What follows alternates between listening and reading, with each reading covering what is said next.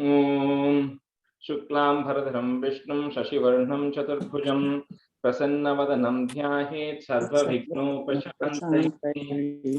ॐ सहना भवतु सहनौ भुनक्तु सह वीर्यं करवावहै तेजस्विनावधीतमस्तु मा विद्विषावहै।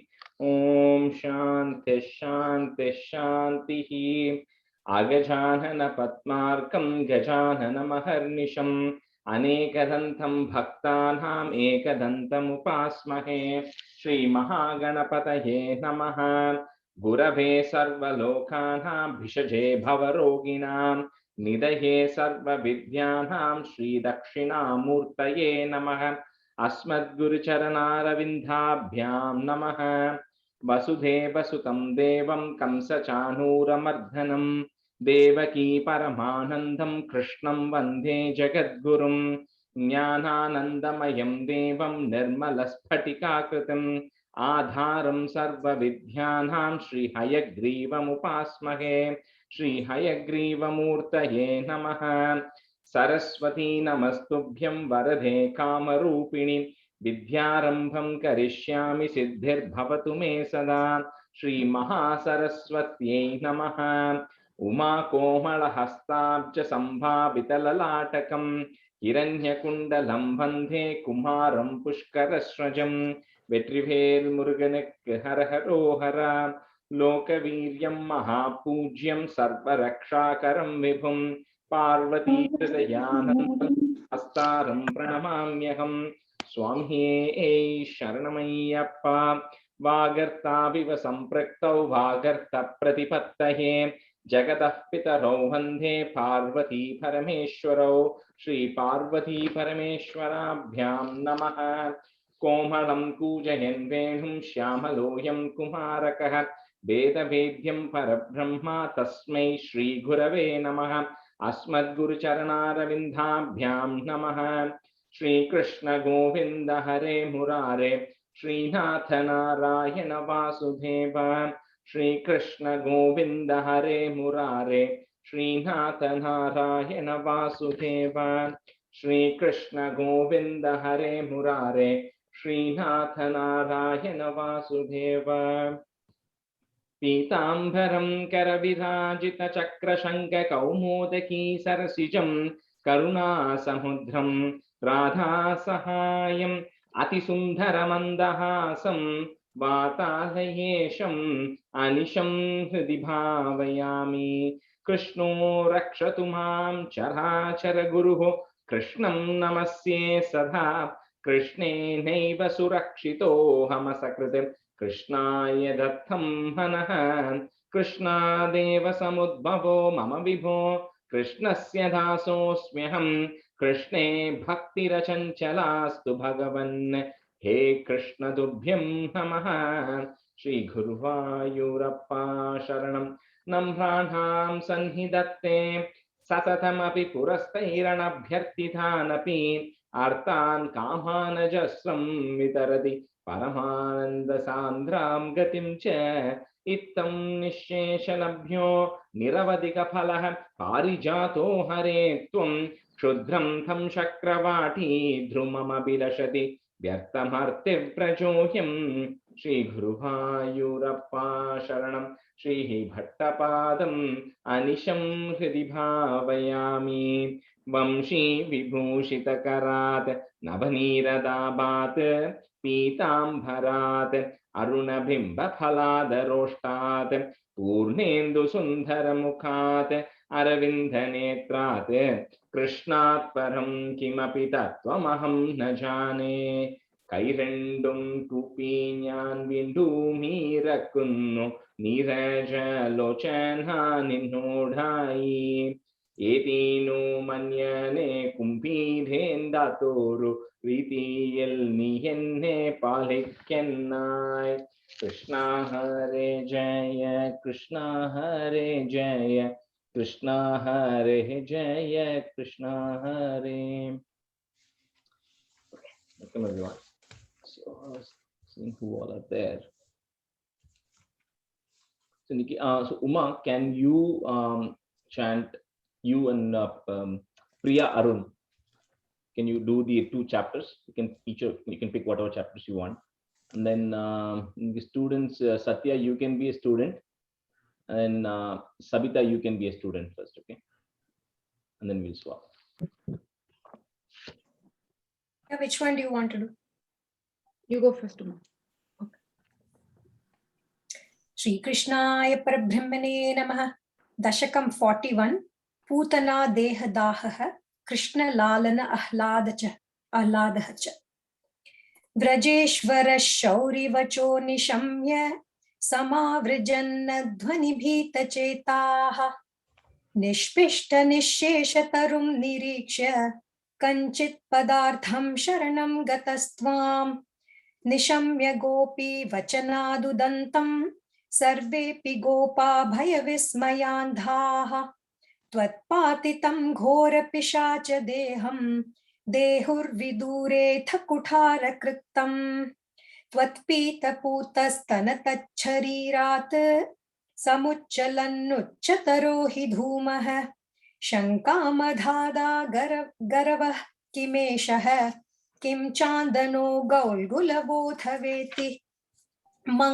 Madanga sangasya phalam na dure. Kshanena tavad bhavataamapi syat. Ityullapan vallavatallajebyah. Tvam putana matanuthas sugandhim. Chitram pishachana hatah kumarah. Chitram puraiva kathishauri nedam. Iti prashansan kila gopaloko. Bhavan mukhaloka rasenyamangshit. Dine dine tha prativriddha lakshmihi. Akshina mangalya shato vrajoyam.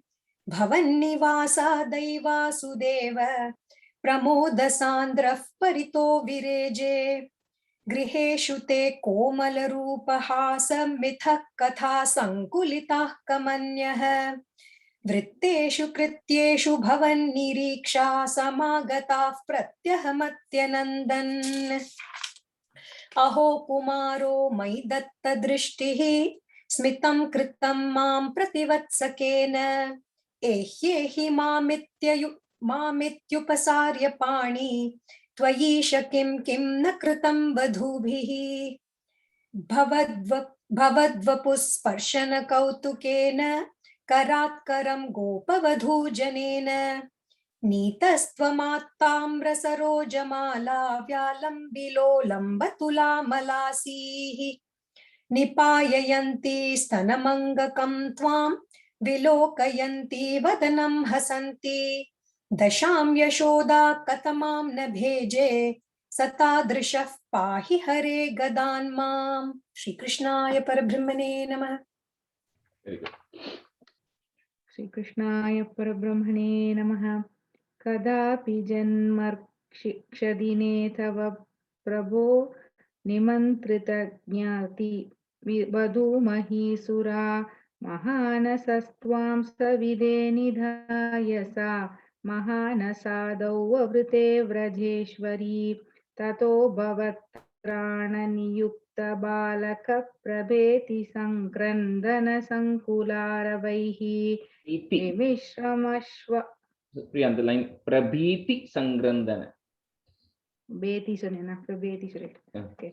Tato bhavatrana niyukta balaka prabhiti sankrandana sankularvaihi vimishramashra vibhavat samipataha parisputadharu chatachatharavaha tatastadha karnana sambramah shramak prakampi vaksho jabara prajan ghanaha bhavantamantardadrushus samantato vinishpatadharunadharumadyagam shiroraho kim abhudididrutam Shishoraho. Shishoraho kim abhudididrutam pradhavyananda pashupascha bhusuraha Bhavantamalokya yashodaya dhritam tamashvasanna shrujadralochanaha Cusco नु कौतस्कुत एष विस्मयो विशङ्कटं यच्च कटं विपाटितं न कारणं किञ्चिदिहेति ते स्थिताः स्वनासिका दत्तकरा स्वदीक्षकाः कुमारकस्यास्य पयोदरात्रिनः प्ररोधने लोलपदाम्बुजां हतं मया दृष्टमनो विपर्यगात् इति शते पालकबालका जहुः धिया तदा किञ्चिदजानतामिदं कुमारकाणाम् अतिदुर्घटं वचः भवत्प्रभावा विदुरैरितेरितं मनागिवा शङ्क्यत दृष्टभूतनैः प्रवालताम्रं किमिदं पदं क्षतं सरोजरं यौनुकरौ विरोजितौ इति प्रसर्पत्करुणातरङ्गिताः त्वदङ्गमापस्पृशुरा अङ्गनाजनाः अये सुतं देहि जगत्पते कृपा तरङ्गपातात् परिपाततम् अद्य मे इति स्म संगृह्य पिता. So Priya, you're freezing, I think.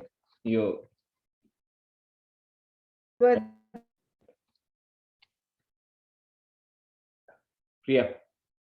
Okay, I think we lost. Okay, and if you want to just finish it off, 9, 10, 11. Tangakam muhur. Go ahead. Yeah, And if you want to do it, I'll mute her. You want me to finish it? Yeah.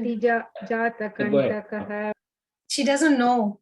Yeah, I'm not able to mute her either. So, okay, go ahead, Uma. Just finish it off. Yeah. From 8 from or 9. 9. Okay. अये सुतं देहि जगत्पतेः कृपा तरंगपतात्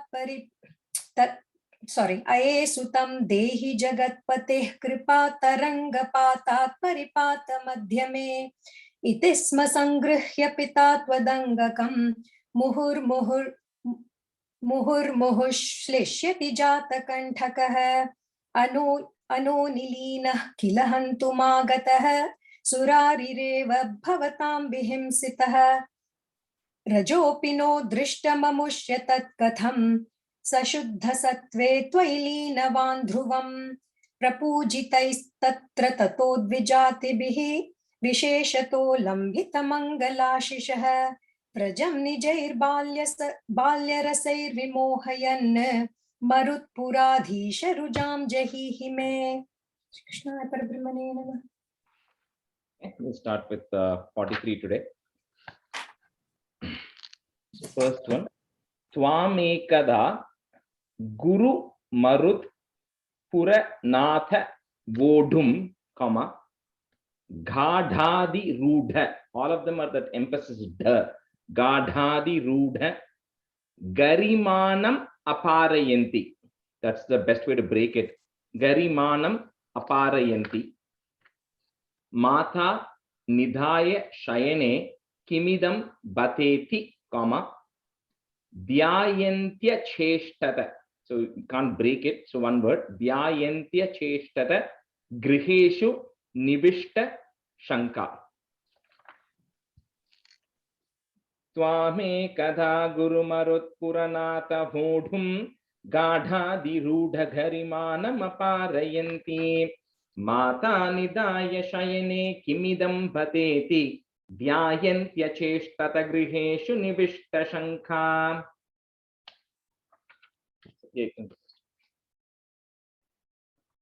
Twame kada gurumarut puranata vodum gadhadiruda garima. You tune marandate. Yeah, and that's why I'm saying that you have to, first of all, you have to break it at the Garimana. That's the only way to break it. So it will be Gadhadiruda Garimana Aparayanti. So, pause unda, no, right? Pause, but very small pause. Otherwise, you won't be able to land that sentence. Okay. Tune again, please. Twame kada Guru Marut. Okay. त्वामेकदा गुरुमरुत्पुरनाथवोढुं गाढादिरूढगरिमानम् अपारयन्ति माता निधाय शयने किमिदं बतेति ध्यायन्त्यचेष्टत गृहेषु निविष्टशङ्का त्वामेकदा गुरुमरुत्पुरनाथवोढुं गाढादिरूढगरिमानम् अपारयन्ति माता निधाय शयने किमिदं बतेति ध्यायन्त्यचेष्टत गृहेषु निविष्टशङ्का त्वामेकदा गुरुमरुत्पुरनाथवोढुं गाढाधिरूढगरिमाणम् अपारयन्ति माता निधाय शयने किमिदं बतेति ध्यायन्त्यचेष्टत गृहेषु निविष्टशङ्का त्वामेकदा गुरुमरुत्पुरनाथवोढुं गाढाधिरूढगरिमाणम् अपारयन्ति माता निधाय शयने किमिदं बतेति ध्यायन्त्यचेष्टत गृहेषु निविष्टशङ्का Tavat vidhuram upakarnita. If you want to break it, tavat vidhuram upakarnita ghora ghosha, and then put a plus. Ghosha vyajrumbhi pamsu patali pari puri tashaha. Vatya vapus sa kila daitya varas. So the next line also you have to add it, but it is Trinavarta is the name of the I kind of lost the what is that thing? What is the thing that the wind circular comes in the Midwest? Tornado. Right? Windmill. Tornado, yeah. So that name of the tornado is Trinavarta. So another Trinavarta Akyo. Those are the two words, right? But you can see that Ir and the Ta is already going into the next line. So you kind of say Daitya Varas Trinavartakyo. So try to say that whole thing together. Okay, that is Trinavartakyo. Trinavartakyo Jahara Janamanasa Harinam Twam. Rajesh, what is that on the Trinavartakyo. Trinavartakyo. Trinavarta. Okay, Kyowa. It's Kyo, ending with Kyo. Kyo, yeah. Okay. You want to, what do you have? Kyo. Oh, Kyo. Tavat viduram upakarnita ghora ghosha vyajrum dipamsu patali paripuritashaha Bhatya vapussakila daitya varastrinavartakyo jahara janamana saharinam twam. I'll try. Tavat viduram upakarnita gora gosha vyajrim dipam supatali. Oh God, I forgot. Patali. Tune. I think because you took a break, right? That's why. And the Okay. ghosha vyajrum, try to say that together there. Tavat viduram upakarnita gora gosha vyajram dipam supatali paripuritashaha Vatyava pussakila daitya varastrinavartakya. Trinavartakyo. Okay. Vatyava pussakila daitya varastrinavartakyo jahara. Oh man, it's ரொம்ப hard இருக்கு. Okay, just say Vatyava pussakila daitya varastrinavartakyo jahara. Okay. Vatyava pussakila daitya varastrinavartakyo jahara janamanasaharinam twam. Yeah. Tavat viduram upakarnita gora gosha tavat viduram upakarnita gora gosha vyajrum. You're saying Gosha. You're saying Gosha. Just say Gosha. Gosha. Gora Gosha Vyajrum. Okay. Tavat viduram upakarnita gora gosha vyajrumbipam supatali paripuritashaha vatyava pussakila daityavarastrinavartakyo jahara janamanasaharinam tvam. Okay, when you fix it later, but then vya and the second line is something is not coming correct.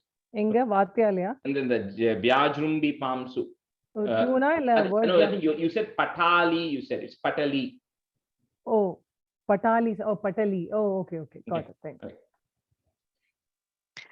तावत् विदूरम् उपकर्णितघोरघोषव्याजृम्बिपांसु पटली परिपूरिताशः वात्यावपुस्स किल दैत्यवरस्त्रिनावर्ताख्यो जहार जनमानसहारिणं त्वाम् तावत् विदूरम् उपकर्णितघोरघोषव्याजृम्बिपांसु पटली परिपूरिताशः वात्यावपुस्स किल दैत्यवरस्त्रिनावर्ताख्यो जहार जनमानसहारिणं त्वाम् Uddhama pamsu timirahata drishti pate, comma, drashtum kimapya kushale pashupala loke ha balakasya kimiti tvad upantam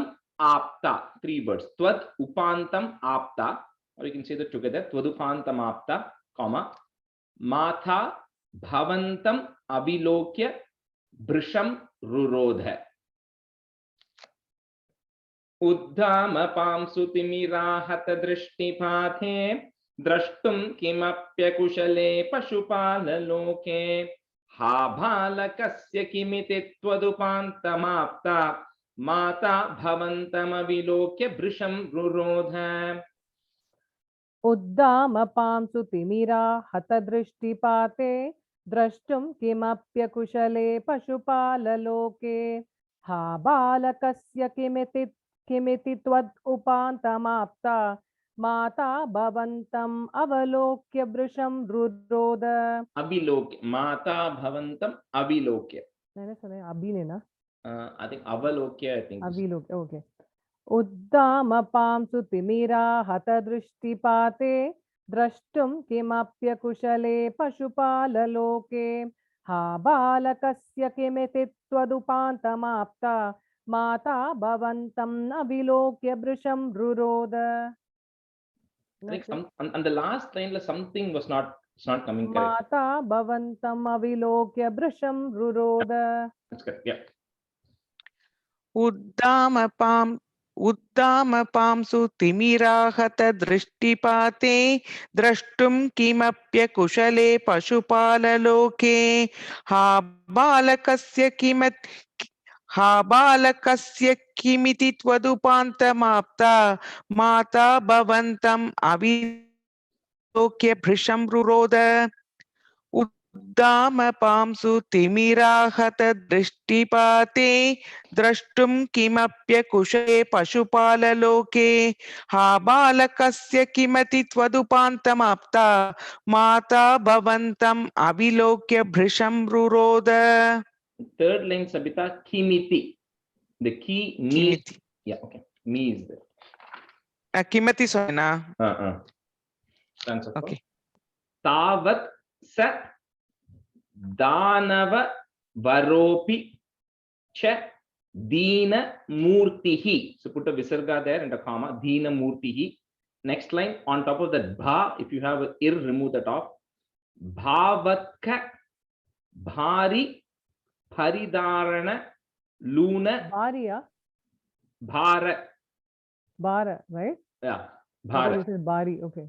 Oh, bhavatka bhara paridharana luna vegaha sankochamapa tadanu kshata pamsu ghoshe, comma, ghoshe vyatayatha bhavaj janani ninadaha. तावत् सधानववरोऽपि च दीनमूर्तिः भावत्कभारपरिधारणलूनवेगः सङ्कोचमापतदनुक्षतपां सुघोषे घोषे व्यतायत भवज्जननी निनादः तावत् सदानववरोऽपि च दीनमूर्तिः भावत्कबारपरिदारणलूनवेगः। Okay सङ्कोचमापतदनुक्षतपां सुघोषे घोषे व्यतायत भवज्जननी निनादः तावत् सदानववरोऽपि च दीनमूर्तिः भावत्कबारपरिदारणलूनवेगः सङ्कोचमापतदनुक्षतपां सुघोषे घोषे व्यतायत भवज्जननी निनादः। तावत् सदानववरोऽपि च दीनमूर्तिः भावत्कभारपरिधारणलूनवेगः सङ्कोचमापतदनुक्षतपां सुघोषे घोषे व्यतायत भवज्जननी निनादः तावत् सदानववरोऽपि च दीनमूर्तिः भावत्कभारपरिधारणलूनवेगः सङ्कोचमापतदनुक्षतपां सुघोषे घोषे व्यतायत भवज्जननी निनादः रोदोपकर्णन vashad upagamya, or you can say vashad upagamya, one word, vashad upagamya geham comma krandatsu nanda mukha gopa kuleshu dhinaha twam danavas twakila mukti karam mumukshuhu, visarga at the end there and a comma, mumukshuhu. Next line, remove that is if you have it. Tvaya pramunchati, one word, tvaya pramunchati papata biyat pradeshad. So this asura Trinavarta, who then came in the form of a tornado, and then he essentially destroyed that entire Gokulam where they were. However, when that asura was killed by you, that asura did not get any liberation in this case, because it was just not the time for him to get liberated. So that asura died, but he did not. Well, Putana and others got moksha. This asura did not get here. And here Yashoda is screaming because she's not finding the baby. So because it was complete darkness and the dust and everything, nobody realized what was missing. But Yashoda knew she had left the baby at one place. So she then goes in the dark and tries to touch and feel, but she doesn't see the baby. So that's what. So hearing her Yashoda screaming, everybody is coming to go and look for where the child went.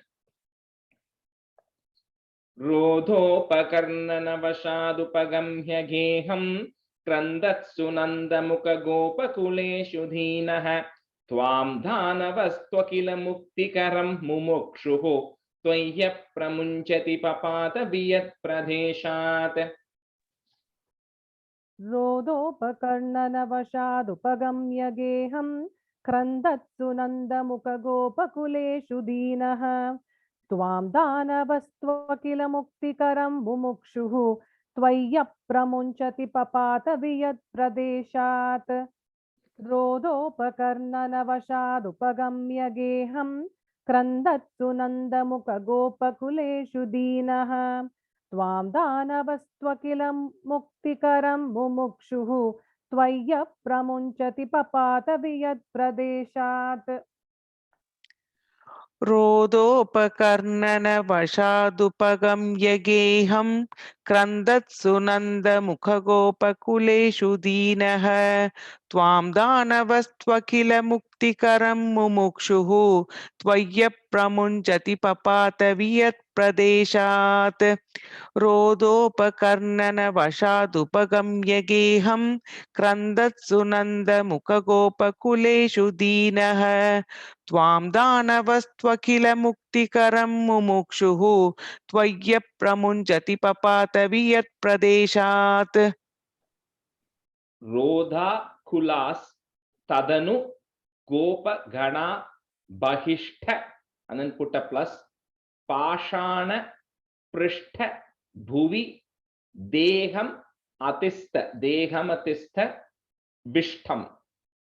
Praikshanta Hanta Nipatantam Amushya. If you want to break it, Nipatantam Amushya Vaksha. Vakshas, actually in the line you put a plus first. So Vakshas Yakshina. So that's together. Vakshas Yakshinam Eva Cha Bhavantam Alam Hasantam. So both those lines are together in this case. Rajesh, what is Vakshas? Yakshina? Vakshas Yakshina. So Vakshasi Akshina, it's two words, but at the joiner. So Vakshas Yakshina together. Yakshina. Then Yeah. Mevava. Yakshinam Eva. Oh, Yakshina Meva. Okay. Yakshinam Eva Cha Bhavantam Alam Hasantam. Rodha Kulas Tadanu Gopagana Bahishthapashana Prishthabhuvideha Matistavishtam Praikshanta Hanta Nipatantam Amukshya Vaksh Praikshanta Hanta Nipatantam Amushya Vakshas Yakshinameva Cha Bhavantam Alam Asantam. Rodha Kula Sadanu Gopagana Bahishta Pashana Prishta Bhuvideha Matishta Vishtam Praikshanta Hanta Nipatantam Amushya Vakshas Yakshina Meva Cha Bhavantam Alam Hasantam. Rodha Kula Sadanu Gopagana Bahishta Pashana Prishta Bhuvideha Matishta Vishtam Praikshanta Hanta Nipatantam Amushya Vakshas Yakshinameva Cha Bhavantam Alam Hasantam.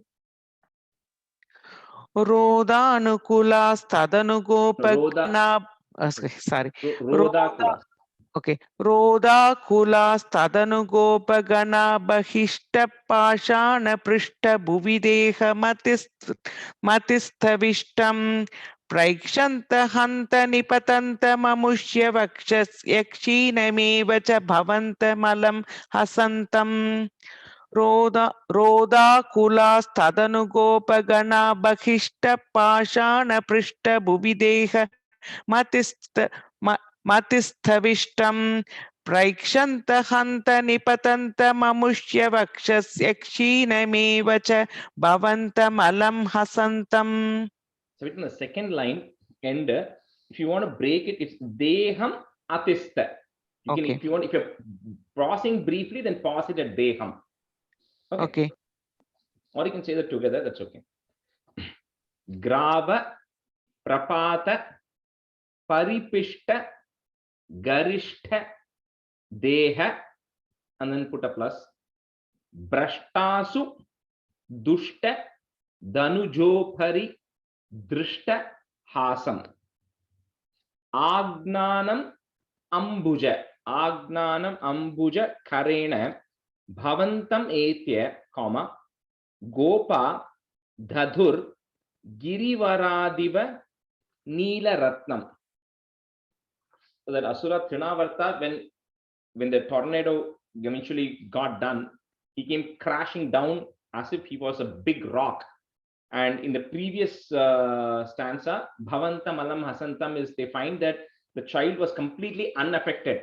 And the child, and this is again at this point 43, right? So Krishna is like maybe 1 year or 1.5 years, whatever. Because the naming ceremony is happening only in the next chapter. So it's a small baby, but the baby is lying on that Asura, Hasantam, smiling. And the Gopas who then went and then saw that the baby was then with its lotus hands. That's why there it says Ambuja Karena. You know, it was beating on that Asura who was like a rock, and they picked up the baby as if Girivaradiva Neela Ratnam, as if you are somebody is going to a big mountain and they're picking a small blue gem from that mountain, Neela Ratnam. And the money, they're just comparing the size. That was how it was when they picked Krishna from that big rock on which the baby was lying. Grava Prapata Paripishta Garishta Deha Brashta Sudushta Danujo Paridrishtahasam Agnanam Ambujakarena Bhavantametya Gopa Dadurgirivaradi Vanila Ratnam.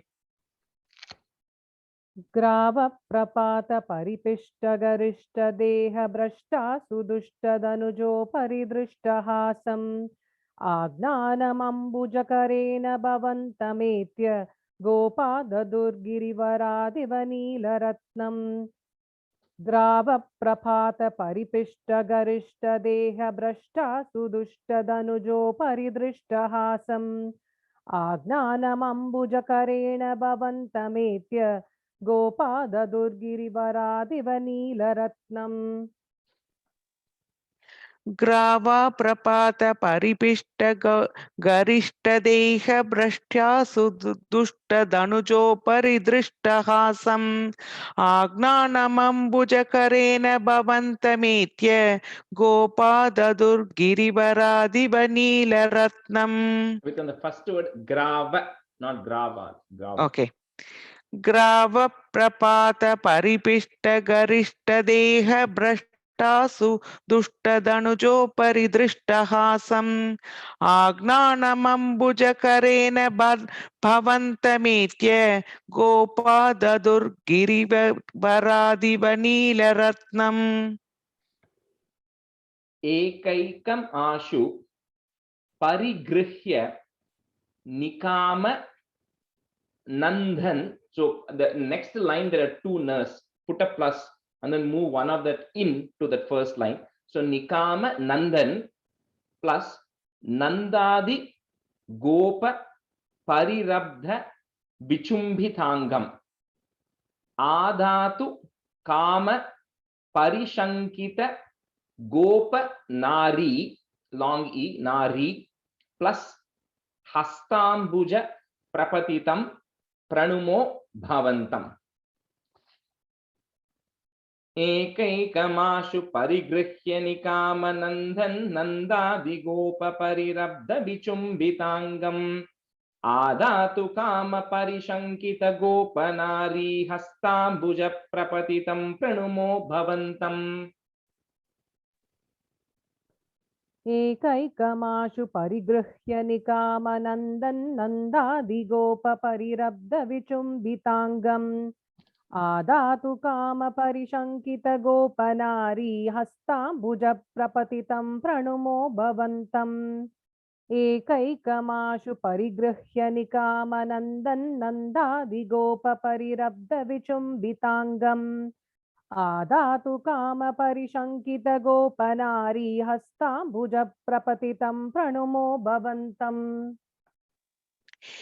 एकैकमाशु परिगृह्य निकामनन्दन् नन्दादिगोपपरिरब्धविचुम्बिताङ्गम् आदातु कामपरिशङ्कितगोपनारी हस्ताम्बुजप्रपतितं प्रणुमो भवन्तम् एकैकमाशु परिगृह्य निकामनन्दन् नन्दादिगोपपरिरब्धविचुम्बिताङ्गम् आदातु कामपरिशङ्कितगोपनारी हस्ताम्बुजप्रपतितं प्रणुमो भवन्तम्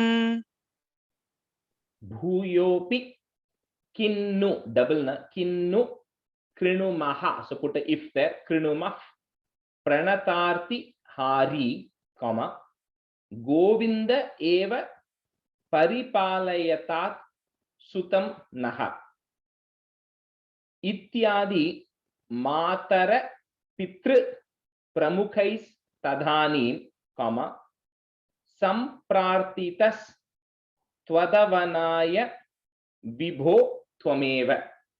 So when all this is happening, right, so first Putana happens in 40 and 41. Then in 42, we saw that Sakatasura, which was he came from a car to marry. 43 is Trinavarta.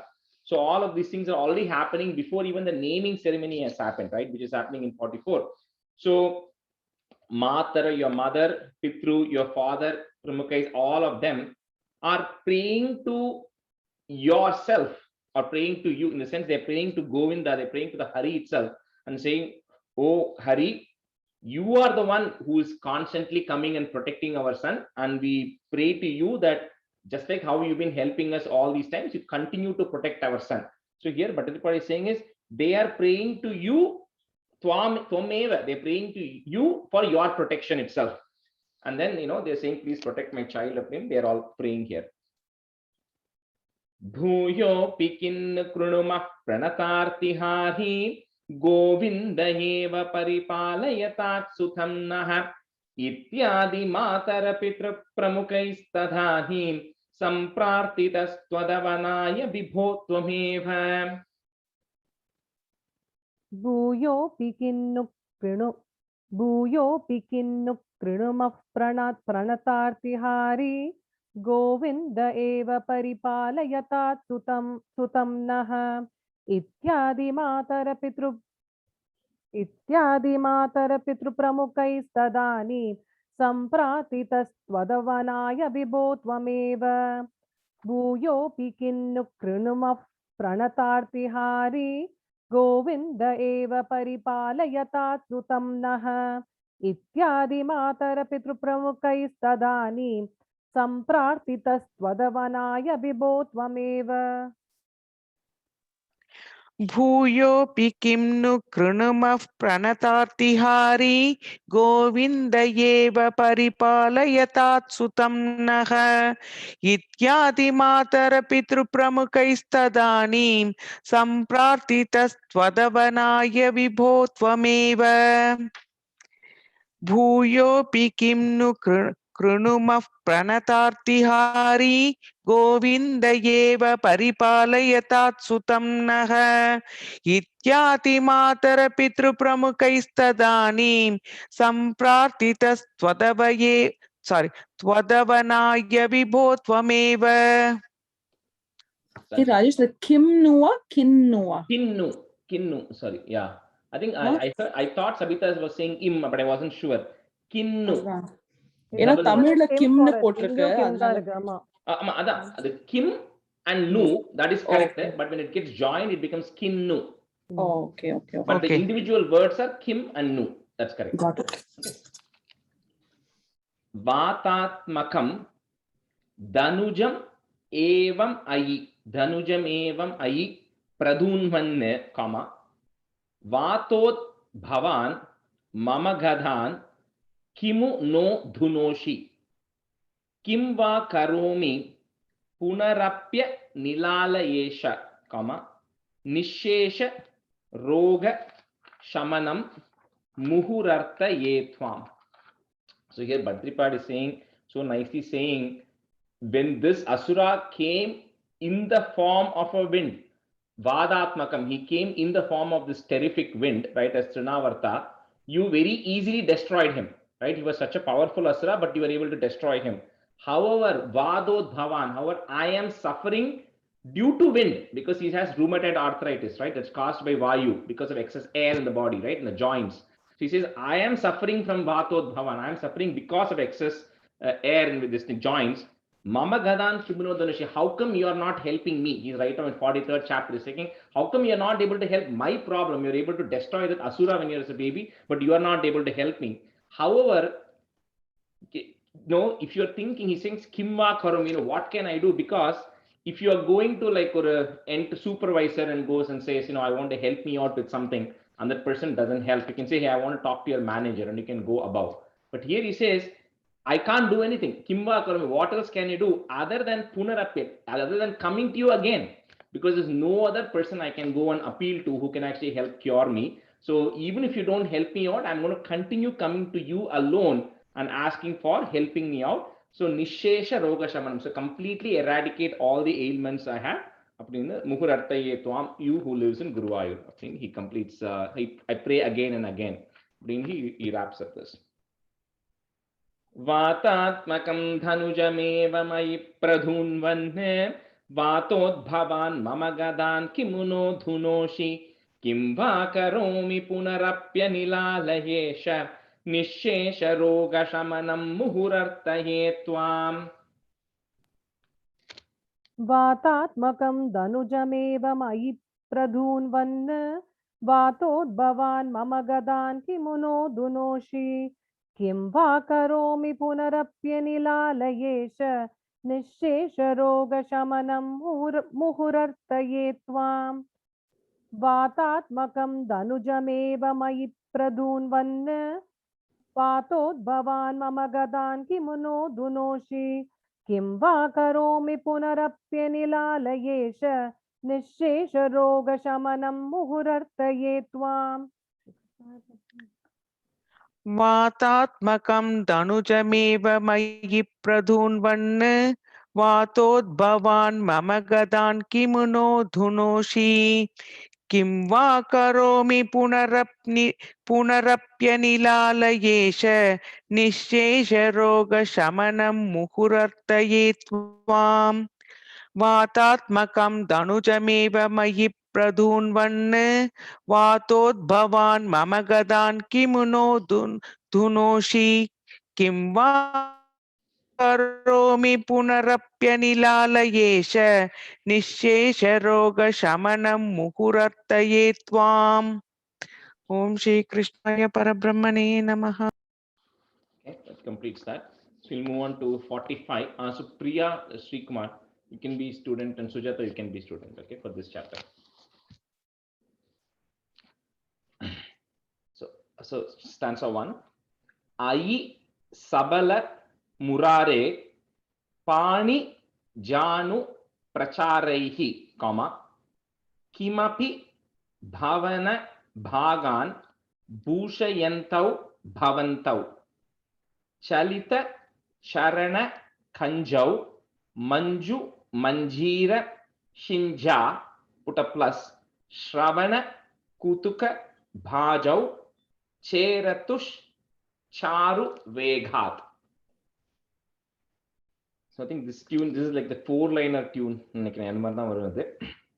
Ai sabala murare panijanu pracharaihi kimapi bhavana bhagan bhushayantau bhavantau chalita charana kanjau manju manjira shinja shravana kutuka bhajau cheratushcharu veghat. Ai sabala murare panijanu pracharaihi kimapi bhavana bhagan bhushayantau bhavantau chalita charana kanchau manchu manjiras shincha shravana kutuka bhajau. Tune mari The shinja is a long manju manjira shinja shravana. Stretch that. Manju manjira shinja shravana kutuka bhajau cheratushcharu vegat. Ai sabala murare panijanu pracharaihi kimapi bhavana bhagan bhushayantau bhavantau chalita charana kanchau manju manjira shincha shravana kutuka bhajau cheratushcharu vegat. Sorry, tune mari pettu. Yeah. Ai sabala murare पाणिजानु प्रचारैः किमपि भवन भागान् भूषयन्तौ भवन्तौ चलितचरणकञ्जौ मञ्जुमञ्जीरशिञ्जा श्रवणकुतुकभाजौ चेरतुश्चारुवेगात् अयि सबलमुरारे पाणिजानु प्रचारैः किमपि भवन भागान् भूषयन्तौ भवन्तौ चलितचरणकञ्जौ मञ्जुमञ्जीरशिञ्जा श्रवणकुतुकभाजौ चेरतुश्चारुवेगात्. मृदु मृदु vihasanta unmishat. So I don't know if any books have it broken down as vihasantau unmishat. Just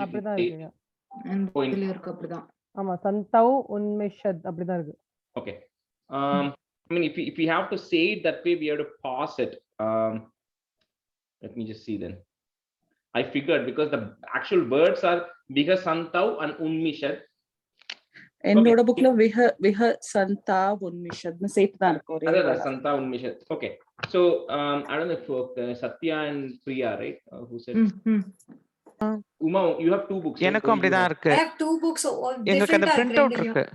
ஒண்ணுல வந்து நீங்க சொன்ன மாதிரி இருக்கு, இன்னொன்னுல வந்து இந்த எல்லாருக்கும் இருக்கிற மாதிரி. Both are correct only. It's only a question of whether you are saying it as 2 different words or you're saying it as 1 word. So we can just break it if it is easier. So just for people who have it as a single line or a single word, break it as mridu mridu vihasantau unmishad dhantavantau.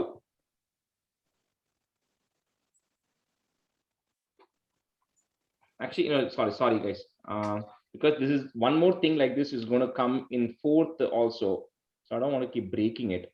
So let's just say it together. Okay, sorry, I apologize. So let's just say it together. So mridu mridu vihasanta vulmishat. Okay, vihasanta vulmishat. So on the tau and u becomes tavu. Make it like that. Vedu, sorry, Rajesh, it is Santa Unmishada or Unmishada? Vihasanta bun b vandu bun mishat. Bunna, oh, B, okay, Ah. okay. See, it's either vihasantau Got it, unmishat got you it, got it. or vihasanta bun mishat b. Bun. bun bun. Okay, so mridu mridu vihasanta bun mishat danta vantau comma badana patita keshau drishya padabja deshau bhuja galita karanta vyala ghat kankarankau comma matim aharatam. If you want to break it, matim aharatam or matim aharatam uchaihi. On the uchaihi they put a if to join. So matim aharatam uchaif pashyatam vishva nrunam. Rajesh, the first line and the vantau kapram pause irukku illaya? Vantau kapram comma at the end of that line. Rajesh, and the Vishwa Drunam and the Drunam, it's a long Dru, right? இன்னொருல single rhythm போட்டுருக்கு. எங்களுக்கு அது double இது போட்டிருக்கு. Yeah, Nrunam, yeah, right. Nrunam. Nrunam, yeah. Okay, Nrunam. all right, so I can change mine then, no worries, because mine is also a new book. So okay, so for those who have a single nr, make it a double r. Mridu mridu vihasanta bunmishadantavantau vadana patita keshau drishya padhabjadheshau bhujagalita karanta vyalagat kankanankau matimaharatam pashyatam vishwanunam. मृदु मृदु विहसन्ता उन्मिषद्दन्तवन्तौ वदनपतितकेशौ दृश्यपादाब्जदेशौ भुजगलितकरान्तव्यालगत्कङ्कनाङ्कौ मतिं हरतमुच्चैः पश्यतां विश्वनृणाम्. मृदु मृदु विहसन्ता उन्मिषद्दन्तवन्तौ वदनपतितकेशौ दृश्यपादाब्जदेशौ भुजगलितकरान्तव्यालगत्कङ्कनाङ्कौ मतिमहर Rajesh Matim aharatam uchchai. So matimaharatam uchchai. Okay.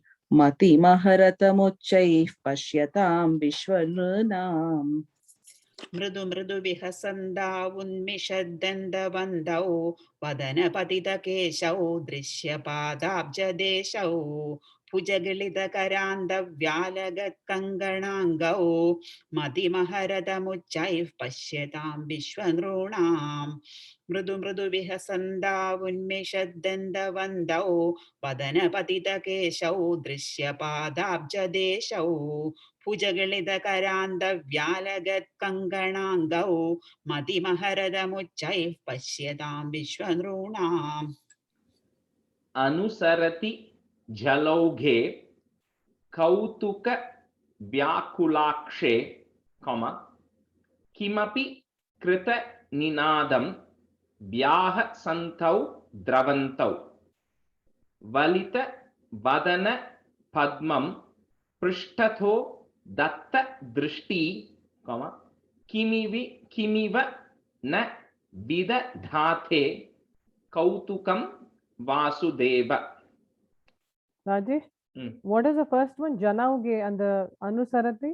Janauge. Okay. Janauge. Okay, Janauge, no. like people. Jana. Okay, I don't know what different are the one. Okay, I'll see when you chat. Janauge. Okay. Anusarati janauge kautuka vyakulakshe किमपि कृतनिनादं व्याहसन्तौ द्रवन्तौ वलितवदन पद्मं पृष्ठतो दत्तदृष्टि किमिव न विदधाते कौतुकं वासुदेव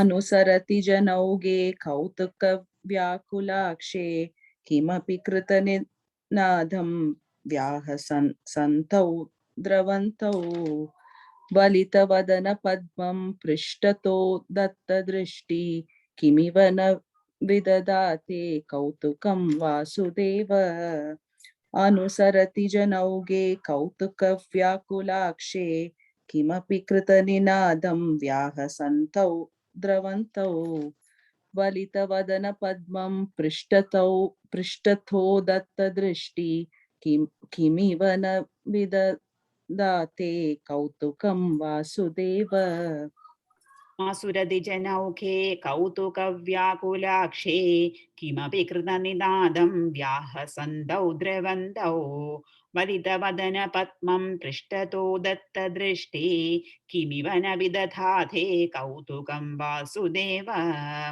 अनुसरति जनौखे कौतुकव्याकुलाक्षे किमपि कृतनिनादं व्याहसन्तौ द्रवन्तौ वलितवदन पद्मं पृष्ठतो दत्तदृष्टि किमिव न विदधाते कौतुकं Vasudev Druta gatishu.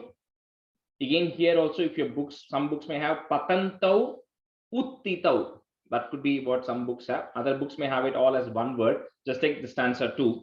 So it becomes patanta buttitau. Exactly similar like last time. Patanta buttitau. Bu. Buttitau. Patantava, patantava.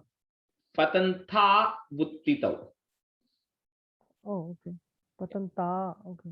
Yeah, just like how Bihasanta Bunmishad came in the second stanza, right? So exactly the same way. Tavu it becomes essentially. Oh, acha, va and the V, patanta. Okay, got it, got it. Okay, exactly the same as last time. Tavu. So patanta vuttitau lipta pankau, comma, divi muni bhira pankai. Muni bhir apankai. We can say it together. Muni bhira pankai. He is there. So put a is. Muni bhira pankais sasmitam vandya manav. Drutamata jananibhyam sanu kampam grihitau, comma, muhurapi parirabdau drag yuvam chumbitau cha. Drutagatishu padanta vuttitau lipta pankau divi munibhira pankai sasmitam vandyamhanau drutamata jananibhyam sanukampam grihitau muhurapi parirabdau dragyuvam chumbitau cha. धृतगतिषु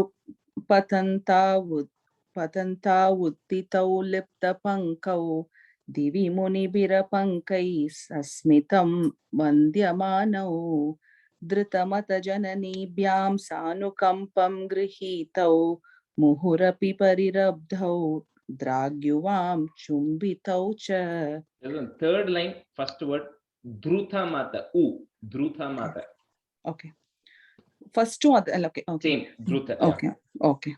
Drutagatishu patanta vuttitau liptapankau divi munibhirapankai sasmitam vandyamanau drutamata jananibhyam sanukampam grihitau muhurapi parirabdhau dragyuvam chumbitau cha.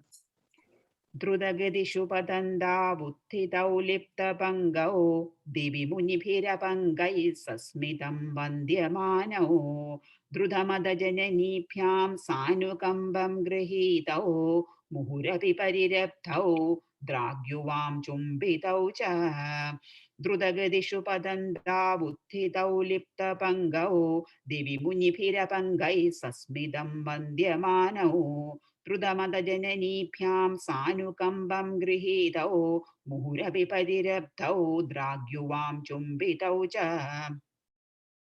Snuta kucha bharamanke dharayanti bhavantam, comma, Tharala Mati Yashodha Stanyada Dhanya Dhanya Kapata Pashupa Madhye Mugdha Hasankuram Te, Dashana Mukula Khridyam Vikshya Vaktram Jaharsha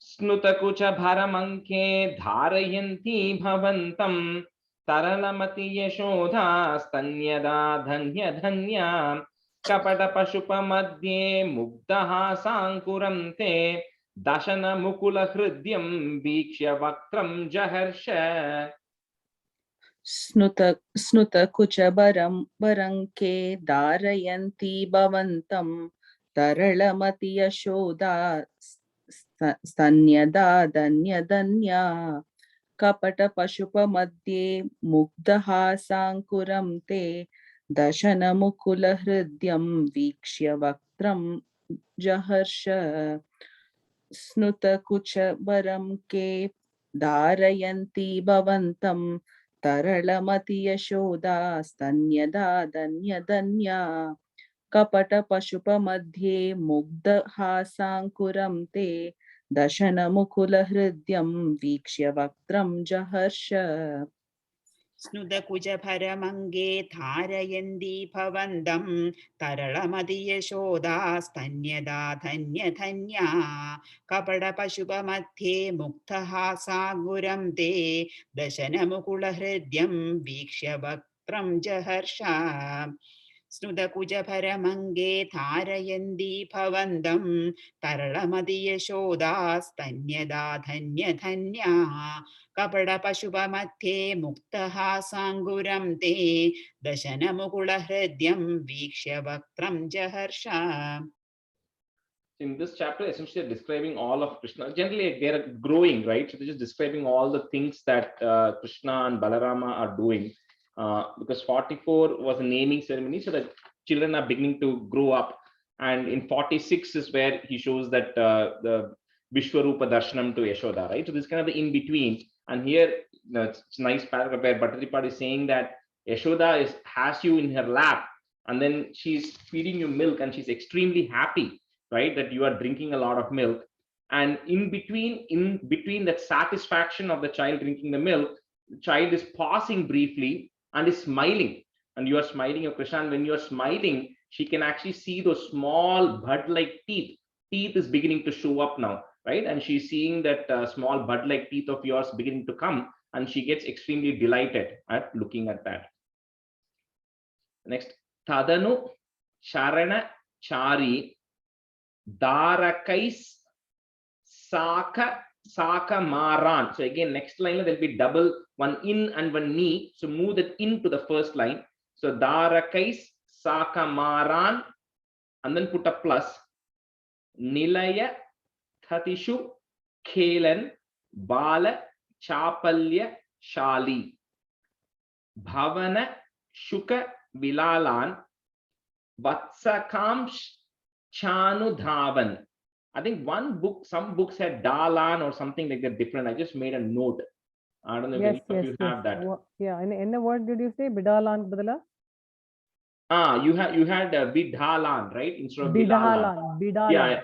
Yeah. Okay. So change it to Bhavana Shuka Vilalan. Bilalan. No, Bilala. Bilala. Okay, Bilalan. Bhavana Shuka Vilalan Vatsakamsh Chanu Dhavan, Katamapi Krita Hasair Gopakair Varito Bhuhu. So two irs coming there. Tadanu Charanachari Dharakai Sakamaran Nilayatati Shukelan Bala Chapalya Shali Bhavana Shuka Vilalan Vatsakams Chanu Dhavan Katamapi Krita Hasair Gopakair Varito Bhuhu. Rajesh, and the first line end la மாறாத்துன்னு இருக்கு எனக்கு. ஆமா எனக்கும் அப்படிதான் இருக்கு. சாக்க மாறாத்து. Okay, so that is because it is marat, because they must have ended that word as just marat, and that nilayan must have been a separate word. Right. So when that happens again, when you put it as one sentence, it becomes a small in between with a ni. That's all it is. Okay. Okay. So if it's two different words, it's Marat plus Nilayan. But when you put them all as one sentence or one word, which is kind of how it is in some of these books, it becomes an in with a ni. And Rajesh, one other question. I don't know if maybe I missed this in the last sentence. Krita hasai ke appuram visarga irukka? Visarga irundha, you can put a ir to join essentially. R. Ir, yeah, R. Okay, thank you. you. I said Krita hasair. In some books, they may not have the visarga and just put the ir instead to join it. Adhe mari the gopakair also, some if you have gopakaihi, that means you just put the visarga ir to join it, so it becomes gopakair. तदनु चरणचारी दारकै साकमारान् निलयततिषु खेलन् बालचापल्यशाली भवनशुकविलालान् वत्सकांश्चानुधावन् कथमपि कृतहासैर्गोपकैर्वारितो भूः तदनु चरणचारी दारकै साकमारान् निलयततिषु खेलन् बालचापल्यशाली भवनशुकविलालान् वत्सकांश्चानुधावन् कथमपि कृतहासैर्गोपकैर्वारितो भूः तदनुचरणचारी दारकै सागमारान् निलयततिषु खेलन् बालचापल्यशाली भवनशुकविलालान् वत्सकांश्चानुधावन् कथमपि कृतहासैर्गोपकैर्वारितो भूः तदनुचरणचारी दारकै सागमारान् निलयततिषु खेलन् बालचापल्यशाली भवनशुकविलालान् वत्सकांश्चानुधावन् कथमपि कृतहासैर्गोपकैर्वारितो भूः हलधर सहितस्त्वं यत्र यत्रोपयातो विवश पतित नेत्रास् तत्र तत्रैव गोप्यः विगलित गृह कृत्या विस्मृतापत्य, one word, विस्मृतापत्य भृत्याः. So put a visarga at the end of that line if you don't have it. Bhrityaha, comma, murahara muhuratyantakula. So that other one, the muhur atyanta akula. Three different words, but say it together. Muhuratyantakula nityam asan. Nityam asan. हलधर सहितस्त्वं यत्र यत्रोपयातो विवशपतितनेत्रास्तत्र तत्रैव गोप्यः विगलितगृहकृत्या विस्मृतापत्यभृत्याः मुरहरमुहुरत्यन्ताकुला नित्यमासन् हलधर सहितस्त्वं यत्र यत्रोपयातो विवशपतितनेत्रास्तत्र तत्रैव गोप्यः विगलितगृहकृत्या विस्मृतापत्यभृत्याः मुरहरमुहुरत्यन्ताकुल नित्यमासन्. Last line muhuratyantakula nityama. Okay. முரஹரமுहुरत्यन्ताकुला नित्यमासन्. कुला சொல்லணும். Okay. இன்னொரு சொல்றேன். हलधर सहितस्त्वं यत्र यत्रोपयातो विवशपतितनेत्रास्तत्र तत्रैव गोप्यः विगलितगृहकृत्या विस्मृतापत्यभृत्याः मुरहरमुहुरत्यन्ताकुला मुरहरमुहुरत्यन्ताकुला नित्यमासन्.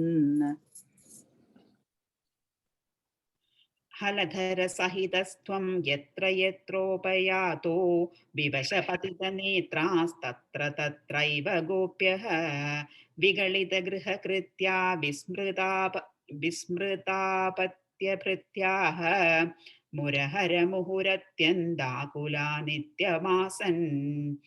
हलधरसहितस्त्वं यत्र यत्रोपयातो विवशपतितनेत्रास्तत्र तत्रैव गोप्यः विगलितगृहकृत्या विस्मृतापत्यदृभृत्याः मुरहरमुहुरत्यन्दाकुला नित्यमासन् प्रतिनव नवनीतं गोपिका दत्तम इच्छन्, कॉमा कलपदम उपगायन कोमलं क्वापि नृत्यन् सदय युवति लोकैरर्पितं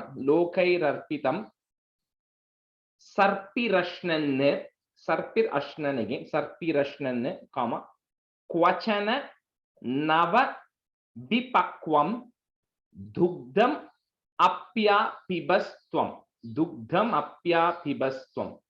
So like any small child would do, Krishna, you used to go to all the gopikas, and the gopikas then used to say, sing a song for me, or dance for me, or do something, and then you used to do all of those things. In return, if they give you fresh butter, so here prati navanitam is referring to freshly churned butter. So if they give you either freshly churned butter, then they used to do all this singing and dancing and everything for them, and then they were full of affection and everything, which we already have spoken. And then you also used to drink dugdham apya pibastvam, is the milk, which is actually freshly boiled milk as well. They used to give you all that, and you used to do all these activities for the gopikas. Pratinavanitam gopika dattamicchan Kalapadamupagayan komalam kwapi nrityan sadaya yuvati lokairarpitam sarpirashnan kvachana navavipakvam dugdhamapyapibastvam.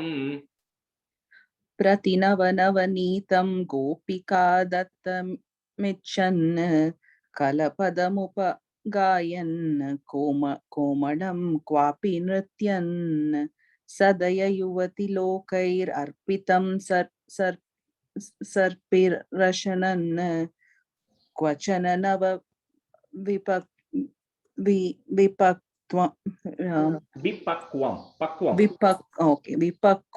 dugdam apya pibastvam pratinavanitam gopika dattamicchan Kalapadamupagayan komadam kwapi nrityan sadaya yuvati lokairarpitam sarpirashanan kvachana nava vipakvam dugdam apya pibastvam. The third line, sarpirashnan, ishta, not sarpirashan, not a full sha, just a ish. Oh. Okay. Sarpirashnan. Okay. Pradinavanitam gopika dattamicchan kalapadamupagayan komalam kwapi nrityan sadaya yuvati lokairarpitam sarpirashnan kvachana navavipakvam dukhamapyapibastvam. Pratinavanitam gopika dattamicchan kalapadamupagayan komalam kwapi nrityan sadaya yuvati lokairarpitam sarpirashnan kvachana navavipakvam dukhamapyapibastvam. Mama khalu bali gehe yachanam jatam astam. Put a im there at the end. Jatam astam, comma. Iha punarabhalanam. So punarabhalanam agrato naiva kurve. Iti vihita matihi. Rajeshri, can you just tell that punarabhala other one more time? 1 second. There's too much birds noise coming from outside my door here. Just 1 second. I had the door open.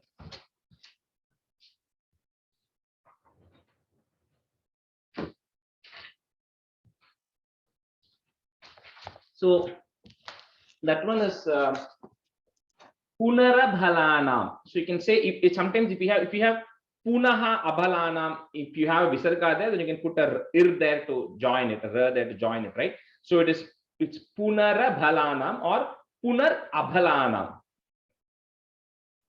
Okay, is that answer clear? Then agrato. The punar, then abha, if you end it with abhalana, then it becomes agrato. Okay, so you can say that in one word as punarabalanam agrato, in one word as well, or punarabalanam agrato naiva kurve. Okay.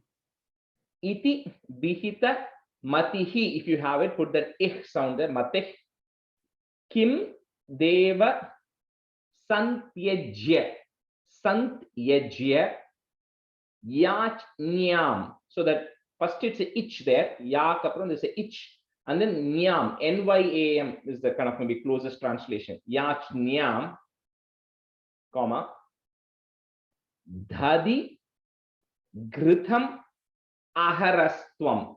Dhadi ghritam aharastvam charuna shoranena.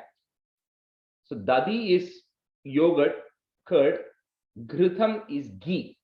So here Bhattacharya is saying, why did you have to go and steal all this curd and ghee and butter in various different ways, right? In very clever ways from all the Gopika's house? That's because, Krishna, you have experiences. You already had to go kind of begging to Mahabali, right? In your past as Vamana, when you were a child, you then had to go and ask something from Mahabali. And so maybe this time you decided that, you know what, in front of these Gopika women, I'm not going to go and ask for anything. I'm just going to take it. So because of that reason, is that why that, you decided that, and because of which you now came up with all these clever and deceitful ways of going and stealing dhadi, which is yogurt, and ghritam, which is butter, ghee, and other things from choranena. You stole from them instead of going and asking from them. Mama khalu baligehe yachanam jatamastam iha punarabalanam agrato naiva kurve iti vihita mateh kim deva santyajya yachnyam dhadi ghridamaharastvam charuna choranena.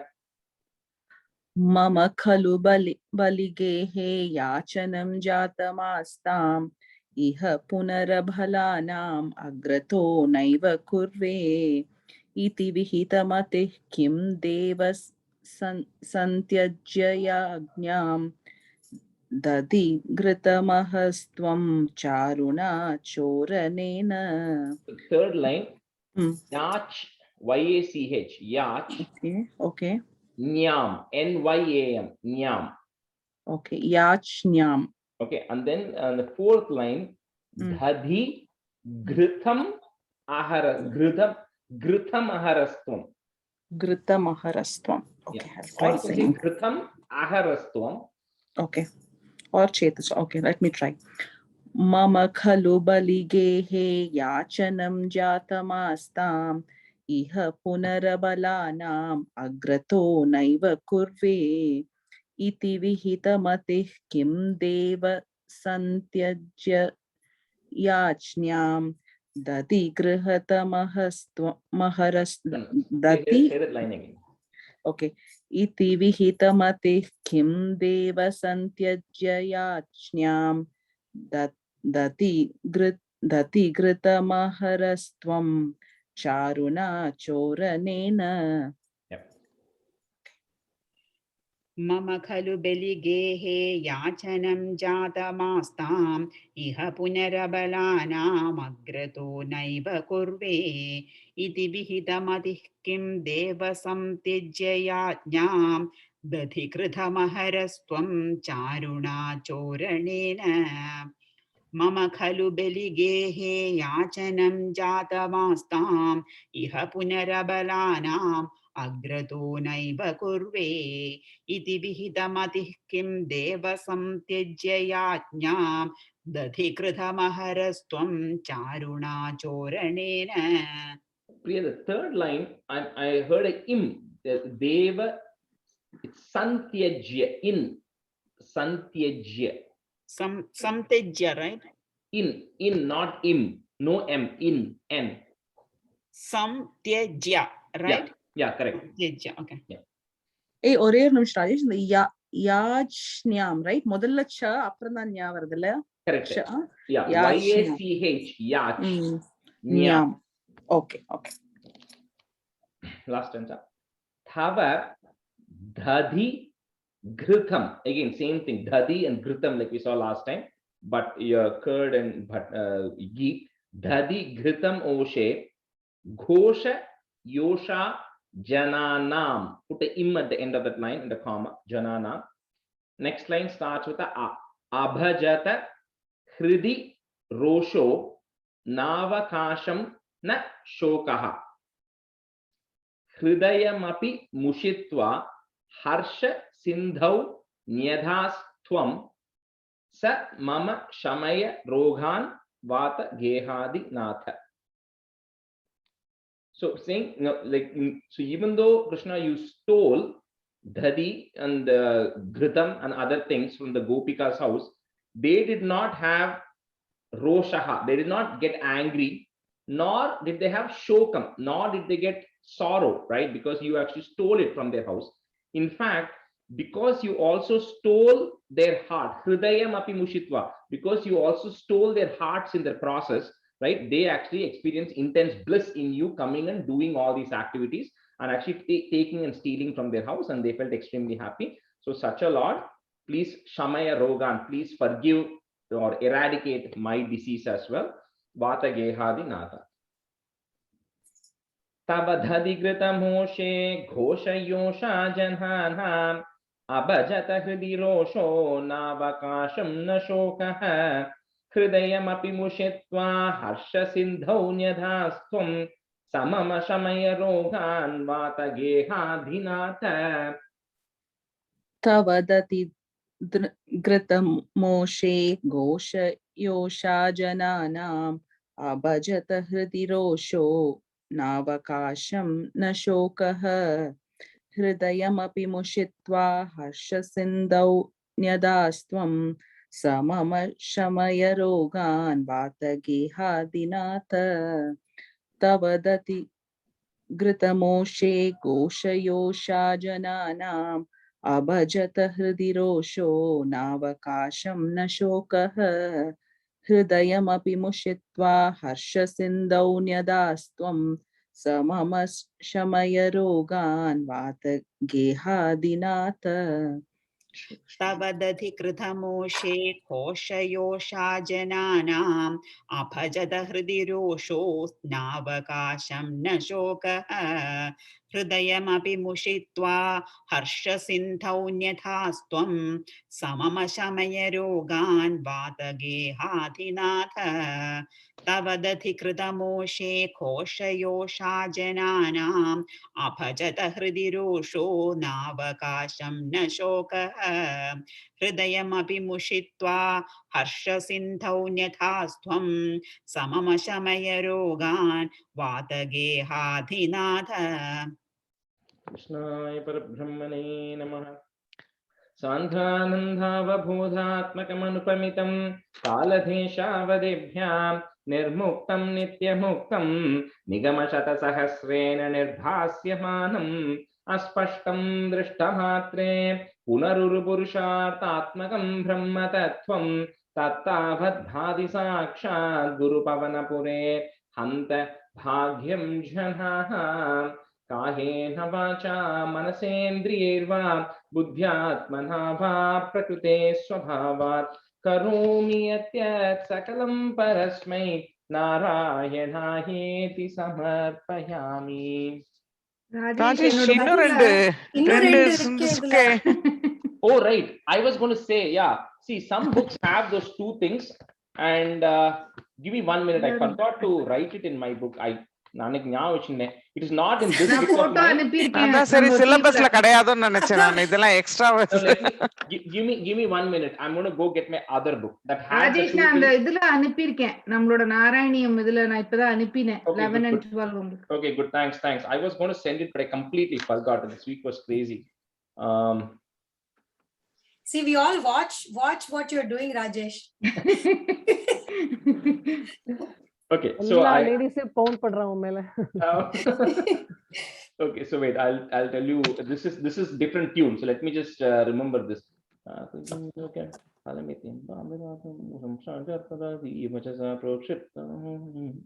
Okay, so yeah, I'm just going to do it out of the phone, okay? Because my other book is upstairs.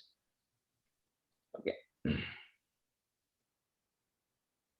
Wait, so Shakha Gretha Vidhum Bilokya, comma, Phalam ityambham cha tatam muhuhu, comma. Rajesh, you have to send it. I don't have that actually in my book. It is, I think Priya just sent it on WhatsApp. Okay. So Shakha Greta Vidhum Bilokya, comma, Phalamityambam cha tatam muhuhu, comma, Samprartyat tadha tadiya vachasa, comma, Protkshipta Already. bahav tvai. Sorry. Protkshipta bahav tvai. Chitram deva shashi sate karamaghat, comma, kim brumahe sampataha, comma, jyotir mandala puritakhila, puritakhila vapuhu is there, so put a if. Praga virad rupatam. So this is a different, I mean, this is like a 4-liner tune, okay? So, Shakha Greta Vidhum Vilokya Phalamityambam Chatatam Muhuhu Samprartyata Tadha Tadiya Vachasa Protkshipta Bahau Tvahi Chitram Deva Shashi Sate Karamaghat Kimbru Mahe Sampataha Jyotir Mandala Purita Kilavapu Pragha Virad Rupatham.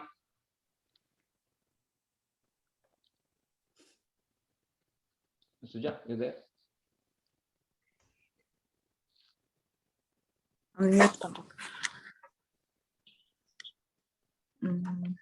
Shaka Greta Vidum Vilokya Palamityambam cha tatam muhuhu Sampratyartha tadha tadiya vachasa prokshipta bahau tvai chitram deva shashi sate karamagat kim brumahe sampataha ज्योतिर्मंडल पूरिता किल वपुः प्रागा विराड रूपथाम शाखाग्रेथ विदुम विलोक्य फलमित्यम्बाम चतातं मुहुः सम्प्रार्त्यात् तथा तदीय वचसा प्रोक्षिप्त बाहौ त्वयि चित्रं देव शशि सते करमगात् किं ब्रूमहे संपतः ज्योतिर्मंडलपूरिता किल वपुः प्रागा विराड रूपथाम. Rajesh, somebody else will have to do. It's very difficult for me to read from that. அம்மா எனக்கும் அந்த ஃபாண்ட் மாறிண்டே இருக்கு. புக்லயே தான் படிச்சேன் நானும் அந்த பிரியா அடிச்சதுல இருந்து. शाखाग्रेथ विधुं विलोक्य फलमित्यम्बां च तातं मुहुः सम्प्रार्थ्याथ तदा तदीय वचसा प्रोत्क्षिप्तबाहौ त्वयि चित्रं देव शशि सते करमगात् किं ब्रूमहे सम्पतः ज्योतिर्मण्डलपूरिताखिलवपुः प्रागा विराड रूपताम्. शाखाग्रेथ विधुं विलोक्य फलमित्यम्बा च तातं मुहुः सम्प्रार्त्याथ तदा तदीय वचसा प्रोत्क्षिप्तबाहौ त्वयि चित्रं देव शशि सते करमगात् किं ब्रूमहे सम्पतः ज्योतिर्मण्डलपूरिताखिलवपुः प्रागा विराड रूपताम्. Next. Kim Bathedham idi. Bathedhamiti Sambhrama Bhaja Menam, comma, Brahmarnave Kshanamamum Parimajya Parimajjaya and double போட்டிருக்கீங்க. I'm trying to remember. Parimajjana. I don't think it's double j. இல்ல ரெண்டு half Yeah. j Parimajjya. Okay. Parimajjya. Okay. Parimajjya. And the Sanskrit version what Priya sent, I think, is not correct. Because the English is correct, double J. Okay, maybe double J. Yeah. இங்க வந்து double small j இருக்கு. Yeah. Parimajjya. That's correct. Parimajjya tatam. Kshanamamum parimajjya tatam. Mayam punastanayam mohamayim vitanvannu. Put a comma there. Ananda chinmaya jaganmaya pahi rogat. So this one tune is different for this because it's a smaller sentence. So kim badetamiti sambrama bhajamenham brahmarnavekshanamamum parimajyatatam mayam punastanaya mohamayim vitanvanne ananda chinmaya jaganmaya pahi rogat. किं पतेतमिति सम्भ्रमभाजमेनं ब्रह्मार्णवे क्षणममुं परिमज्यथातं मायां पुनस्तनयमोहमयीं वितन्वन् आनन्दचिन्मय जगन्मय पाहि रोगात् किं बतेतमिति सम्भ्रमभाजमेनं ब्रह्मार्णवे क्षणममुं परिमज्यथातं मायां पुनस्तनय मोहमयीं वितन्वन् आनन्दचिन्मय जगन्मय पाहि रोगात्.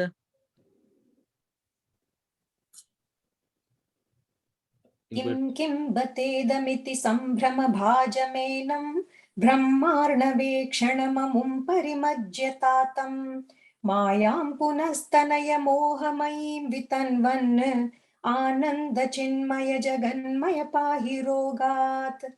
किं बतेदमिति सम्भ्रमभाजमेनं ब्रह्मार्णवेक्षणममुं परिमज्यतातं मायां पुनस्तनय मोहमयीं वितन्वन् आनन्दचिन्मय जगन्मय पाहि रोगात्. श्री कृष्णाय परब्रह्मणे नमः. End it here. So like we discussed, right, there will be no class next Sunday, and Friday also I won't be able to join.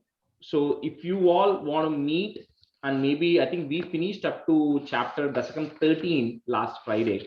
So if you all want to meet and maybe do till from 14 to 27 or something, if people are available, you can decide and you can use the same Zoom link and join if you have enough people. I would recommend you do that, because otherwise we won't have time to catch up on all the chapters. Okay? நீங்க host இல்லாம எங்களை allow பண்ணுமா? I will make sure. I'll probably go to the settings and just double check. Okay, but it should be able to let you in. Who were all there last time? Last time we had Uma was there, Priya, Arun, and Priya, Srikumar, Ammu Chechi. Oh. Lakshmi was there, and also Sujata. Yeah. Oh, okay. Yeah, sounds good. Okay, so I think we finished. Unfortunately, at next class, I didn't want to skip it, but there's no other way out. So we finished 18 right now, and adukapram we have August 1st. We are not having it. 8, 15, 22. Three classes are there, and we have about 7 chapters if you want to get to 75. So that may not be possible. You may probably end up at 73 or 74, which is totally fine, right? There's nothing rule. It has to be 75 up in it. So okay, so we'll see how much ever we can cover then. இது எங்க டெம்பிள்யா ராஜேஷ் இதுவும்? ஆமா இது டெம்பிள்ல தான். So I'm just finalizing some things, right? So I will send the details out. So because I think some of you were not on last Friday's thing, what we are thinking of is we'll start at 7 and we will go till 12:30. We should finish 50 plus chapters by then, right? Like that's why I was asking. I think it took us about 4.5 hours last time, right? So if you do the same 4.5 hours with break and everything, we start at 7. By 12:15 we should finish 51 chapters. So we'll take a break for an hour lunch break from 12:15 to 1:15, and then we come back, and then the next 24 chapters will be done in 2 hours. So 1:15, by 3:15, 3:30 maximum we'll be done.